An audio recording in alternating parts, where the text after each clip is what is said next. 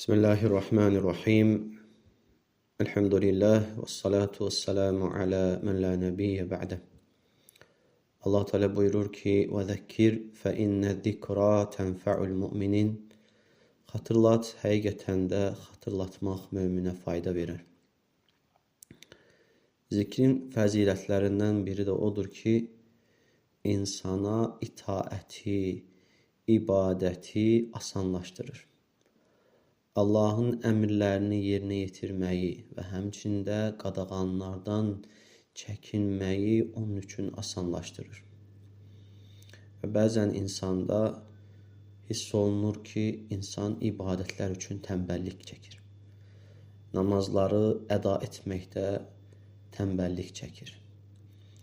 Və bəzən də elə olur ki, insan namazın sünnələrini tərk edir. Və əlavə sünnədə gələn ibadətləri etməkdən çəkinir, tərk edir. Nə üçün? Ağır gəldiyi üçün. Deməli, bunun da halı, müalicəsi insanın Allahı çox zikr etməsidir. Dəlil də hardan gəlir? Dəlil də bir gün bir kişi Peyğəmbər sallallahu aleyhi və səlləmin yanına gəlir və ibadətlərin onun üçün ağır olduğunu deyir, çətin olduğunu deyir. Kişinin bu sözü deməsində iki şey görünür, iki şey başa düşülür. Birincisi, onun Peyğəmbər s.ə.v-dən istəməsi ki, ey Allahın Rasulü, mənə ibadətlərdən bəzilərini yüngülləşdir. Yəni, 5 vaxt namazısa ondan ikisini məndən götür. Və yaxud da ki, Ramazan ayı 30 gündürsə, bundan 10-unu, 15-ini mənim üçün azalt. Və bunun kimi digər ibadətləri mənim üçün asanlaşdır. Çünki mənə ağır gəlir.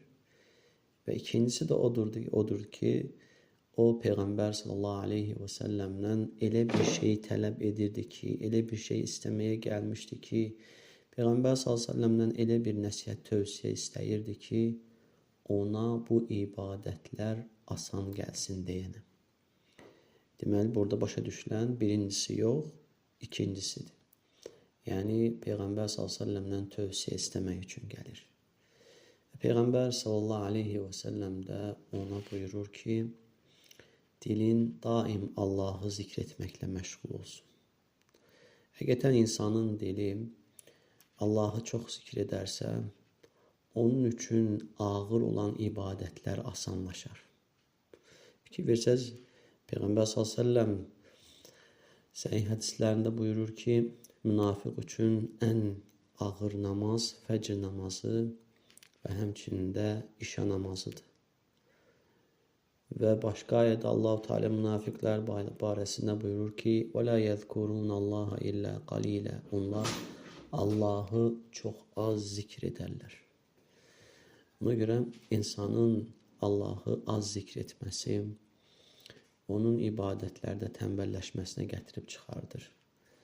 Və həmçinin Allah qorusun, ibadətləri tərk etməyə gətirib çıxardır. Buna görə hər birimizin üzərinə düşən odur ki, Allahı çox zikr etmək. Və insan Allahı çox zikr edərsə, digər xeyir əməllərə də müvəffəq olar. Namazlara, namazları vaxtında qılmağa, namazların sünnələrini əda etməyə və həmçinin Quran oxumağa, sədəqə verməyə, hətta ümrəyə getməyə, həccə getməyə, Allah Teala nə qədər xeyirlər varsa ona müvəffəq edər. Və bəzən insan üçün də zikr etmək də çətin gəlir.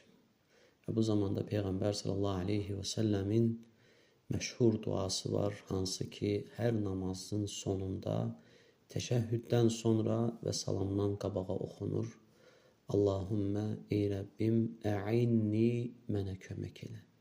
Alə zikrikə, sənə zikr etməyə. Və şükrikə, verdiyi neymətlərə şükr etməyə. Və husni ibadətik, və sənə gözəl bir şəkildə ibadət etməyə mənə yardım elə. Baxın, yenə həmçinin Peyğəmbər sallallahu aleyhi və səlləmin bu duasında belə zikir birinci gəldi. Fikir ver, insan zikr etməyə müvəffəq olarsa, bundan sonraki əməllər də Allah onun üçün asanlaşdırır.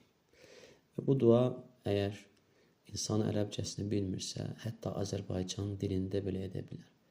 Və insan Rəbbi ilə tək qaldığı yer və Rəbbinə ən yaxın olduğu yer səcdə anında belə bu duanı edərək Rəbbindən kömək istəyə bilər. Hansı dua? Allahım, sənə zikr etməyə, verdiyin nemətlərə şükr etməyə və sənə gözəl bir şəkildə ibadət etməyə mənə yardım elə. Yəni, heç bir ibadət bizim özümüzdən deyil. Yalnız Allahın bizə etdiyi müvəffəqiyyəti ilədir. Allahın bizə olan yardımı ilədir. Əgər Allahın bizə olan müvəffəqiyyəti, Allahın bizə olan yardımı olmasa, vallahi ki, bizim digər cahil insanlardan, digər münafiq və Allah qorusun, digər insanlardan heç bir fərqimiz olmaz. Əgər Allahın yardımı bizdən kəsilərsə, bizə ondan başqa heç kim yardım edən tapılmaz. Ona görə insan dua etməlidir, Allahdan yardım istəməlidir və zikir üzərində davamiyyətli olmaq üçün çalışmalıdır. Və ondan sonra da onun üçün çətin olan o qapılar Allahın izni ilə onun üçün yavaş-yavaş açılacaqdır. Müvəffəqiyyət yalnız Allahdandır. Allahdan istəyirəm ki, Allah-u Teala bizə eşidib faydalanmaq nəsib etsin.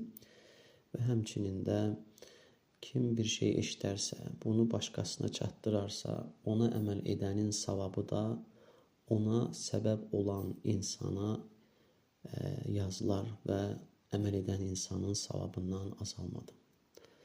Allahdan müvəffəqiyyət istəyirəm hər birimiz üçün. Əmin. Esselamu aleykum və rəhmətullahi və bərəkətuhu.